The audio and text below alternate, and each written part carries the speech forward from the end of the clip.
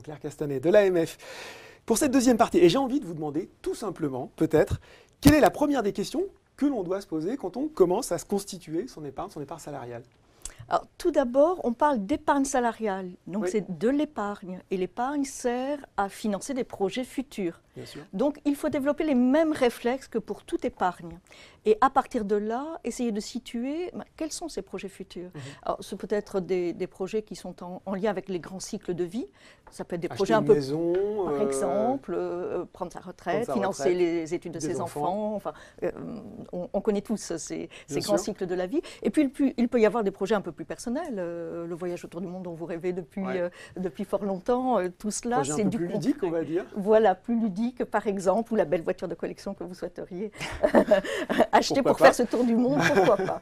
Donc, un certain nombre de projets et de besoins financiers futurs pour être un petit peu plus sérieux.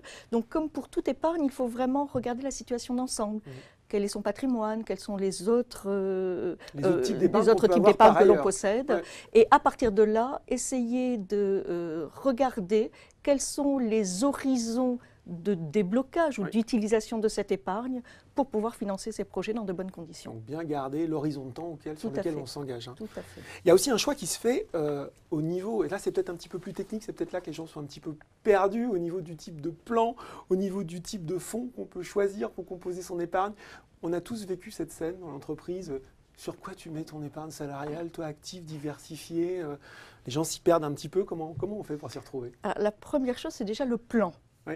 PE ou PERCO. Voilà, alors voilà, déjà là, ça c'est important. il y a déjà les gens qui sont un peu perdus à ce niveau-là. Voilà, PE, c'est bloqué 5 ans. Alors il y a 9 cas de déblocage, des cas assez classiques de résidence principale, de mariage, de troisième enfant, etc. Donc plus de cas de déblocage pour le PE et une durée de blocage plus courte. Le PERCO, c'est vraiment un horizon retraite. Donc il faut avoir en tête que c'est bloqué jusqu'à la retraite, On le dit avec leur, sauf cas de déblocage. Oui. Et ils sont moins nombreux. Oui. Donc attention, peut-être un point d'attention, la cessation du contrat de travail n'est pas un cas de déblocage pour le PERCO. D'accord. Donc lorsqu'on met sur le PERCO, il faut vraiment avoir cet horizon très long qui est la retraite.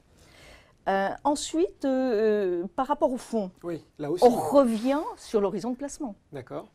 Et sur les grandes règles d'or de l'investissement, on diversifie. On a une cohérence entre l'horizon, si c'est 5 ans, si c'est 20 ans, 30 ans, 40 ans. Ce ne sont pas du tout les mêmes types de produits que l'on va être amené à mettre. Et puis on regarde le ratio risque-performance attendu. Alors dites-nous un petit peu plus dans le détail, comment on fait cette diversification? J'imagine que vous allez nous parler de monétaire, obligataire, actions, avec là encore la durée d'engagement, de risque. Comment on panache tout ça? Qu'est-ce qui s'offre aux salariés en quelque sorte? Alors, de façon assez simple en fait, si on est sur une liquidité, c'est-à-dire on sait qu'on va utiliser un cas de déblocage très très rapidement. Oui.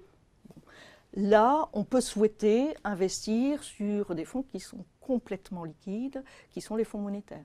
Bon, il faut savoir que la rémunération est faible, voire négative à l'heure actuelle, compte tenu de l'évolution des taux. Donc ça, il faut l'avoir en tête.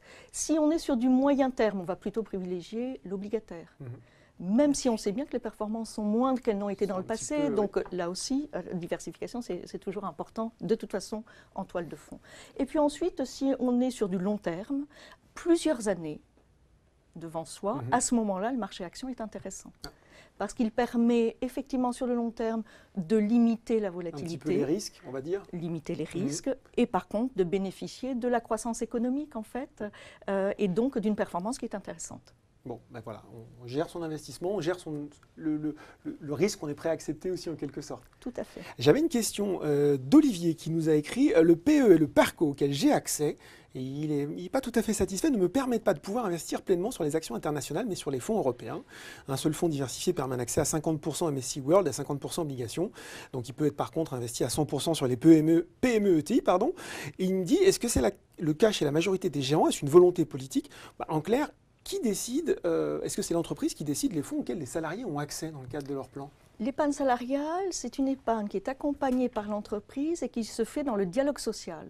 Donc il y a l'employeur, il y a les représentants du personnel et à partir de là, il y a un accord qui est trouvé pour trouver la gamme de fonds aussi qui est la plus adaptée à la population et au plus grand nombre des personnes de l'entreprise, des salariés de l'entreprise. Donc effectivement, selon les entreprises, vous aurez des gammes plus ou moins importantes. Souvent on dit que c'est compliqué, donc il ne faut pas non plus c'est vrai. des Déjà gammes de 4 fonds choix, trop déjà importantes. ça suffit à perdre les gens. C'est bien, c'est bien. Il n'y a rien de normatif par rapport à cela. Il peut y avoir des typologies d'entreprises où vous avez intérêt effectivement à avoir des gammes de fonds un peu plus larges et un peu plus de choix. Bon, très bien. Je rappelle notre sondage. Qu'est-ce que vous, qui nous regardez, attendez de votre épargne salariale? Est-ce que c'est épargner pour financer des projets? Est-ce que c'est constituer un complément de retraite? Ou est-ce que c'est enfin disposer d'un capital en cas d'imprévu? Merci Laure, en tout cas, on va tout de suite passer à la troisième partie.